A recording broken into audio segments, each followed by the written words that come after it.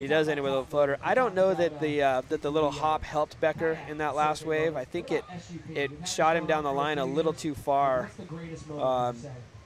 I have to agree with you on that. I think he had a little bit more of an open face. There goes the interesting board. That board looks fun. Is this Bradley Rocklitzer?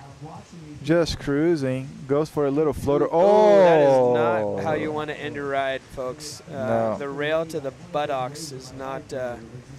And you know, on the other side, you got these things called fins. The fins, yeah.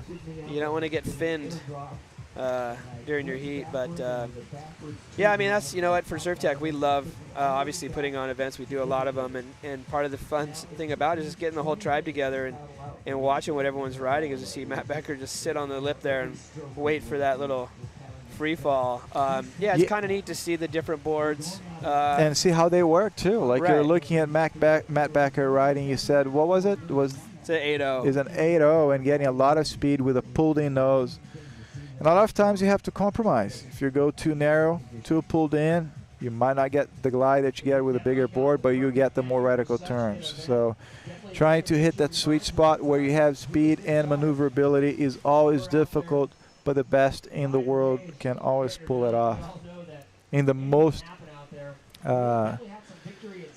horrible conditions, sometimes you gotta wonder, these people are painting just beautiful canvases, and I don't know how, but they do it. That's their job. They get in there and get it done. I think that's the trait, one of the trademarks of like an outstanding surfer, is when you look at that wave, you see absolutely nothing, and they just get up and they get it going, and at the end of the ride you go like, what did just happen?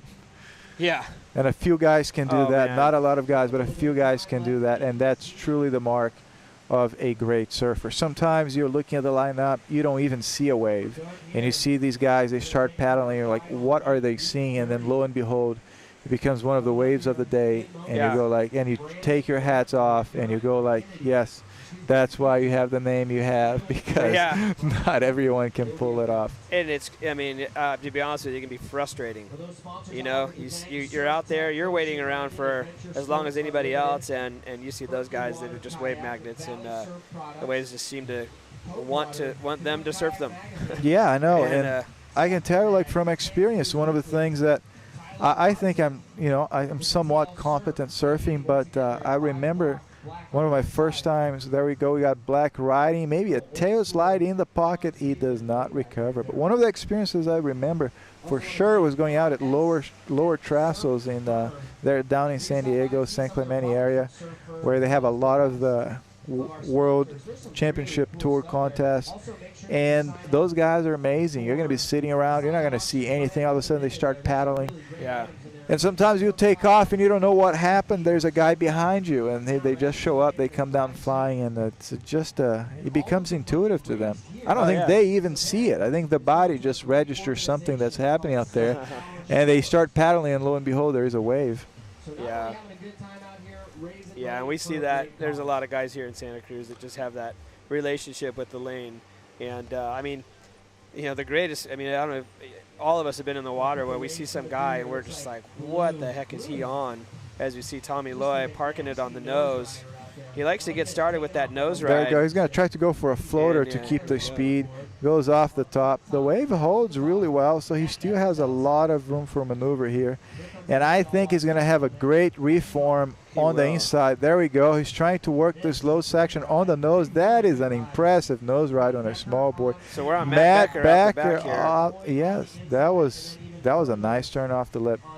So this one's going to line up well for Becker. He's already done several turns, and he's waiting. He's stalling. He's waiting for this section. There's a section ahead of him, and he's going to try to unload on this thing. There we go.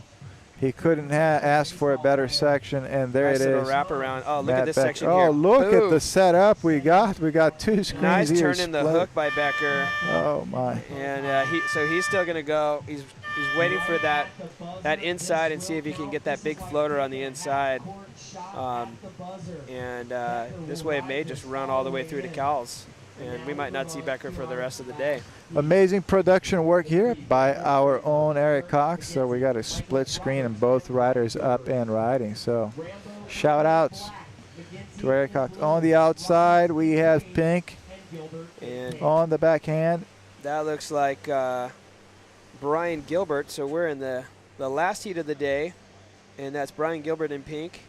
And once again, it seems like every heat, as soon as they blow the horn, someone's on a wave.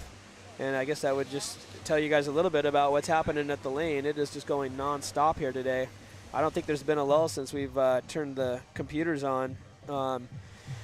So we like to thank all the locals out there who are letting us take over the lane, because the waves are pumping.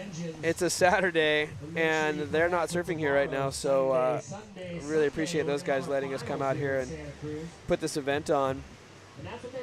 So in this heat, last heat of the day, we have got in black Brandon Rambo, and in blue, local boy Kirk Magenti, and in green, Michael Roberts from Monterey. Michael's been in several finals here.